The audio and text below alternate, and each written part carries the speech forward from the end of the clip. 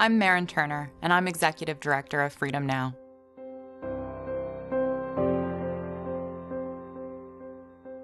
Freedom Now is a legal, non-governmental organization based in the United States. We work on individual prisoners of conscience cases. So unlike broader human rights organizations that are tackling a number of human rights issues at once, we instead are working to address only one, and that is wrongful arbitrary detention, specifically where a person who exercises a fundamental right like freedom of expression or freedom of belief or political participation, who are then imprisoned by their government because of this advocacy. We are there to work on their behalf, to defend them, and to help seek their release from what is illegal detention under international law.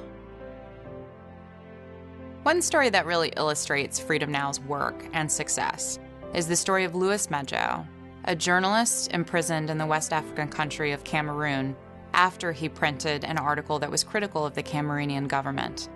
Freedom Now engaged on his case. We mobilized legal and political pressure against the Cameroonian government, and ultimately, they released him well before his sentence was due to end. 3 months after Louis was released from prison, I opened my mail to find a copy of his newspaper. He had in fact restarted his newspaper, which was one of the only sources for independent news in Cameroon. Freedom Now is very unique from other human rights organizations, many of which advocate much more broadly on issues. They may be issues that affect marginalized members of society, or they may be issues such as media freedoms. Freedom Now instead chooses to work exclusively on individuals who are targeted for their advocacy and imprisoned.